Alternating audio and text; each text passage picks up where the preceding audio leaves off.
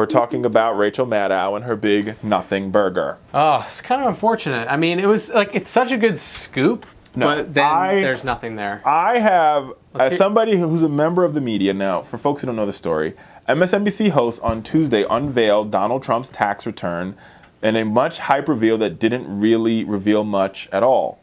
The highlights: in 2005, Donald Trump paid $38 million on roughly $150 million in income.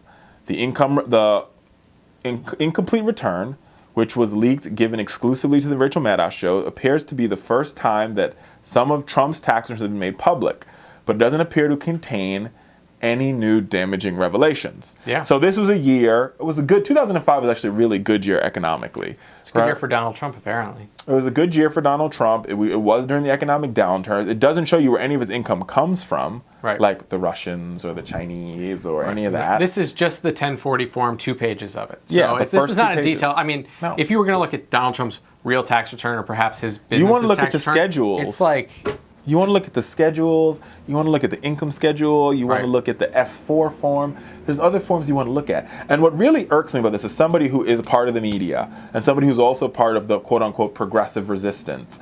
When you do stories like this dumb one, you make us all look crazy. Yep. Right? Because this is a nothing story, and she clearly, in my opinion, did this for ratings. I mean, this is the TV equivalent of clickbait, right? Yeah.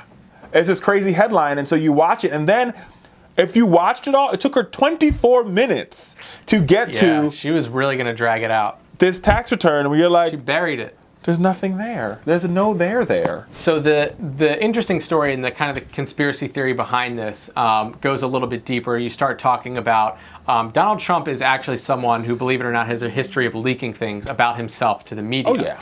Now, this tax return appeared anonymously in the mailbox of a journalist a Pulitzer Prize journalist, David K. Jones, who then forwarded this on to the Rachel Maddow Show. Now, you got to ask yourself, how did just these 2 pages of this choice tax return end up in his mailbox, right? Because if I were Donald Trump and I were going to leak part of my tax return, I would select one that shows me making a lot of money, paying a reasonable and legal amount of taxes, and not providing enough information to be damning at all. It's like Donald Trump releasing his tax return just the way he wants it. But it goes back to his larger strategy, right? Remember, the big brewing story here. There's a big brewing story.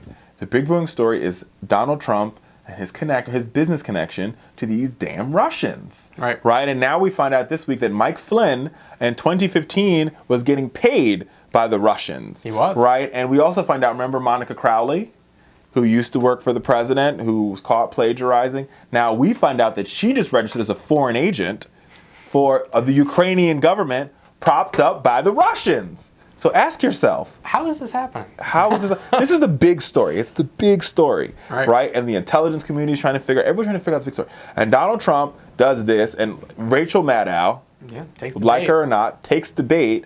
And basically, we're talking about tax returns, a big nothing burger, for a day and a half, and still hammering this dude on the Russians.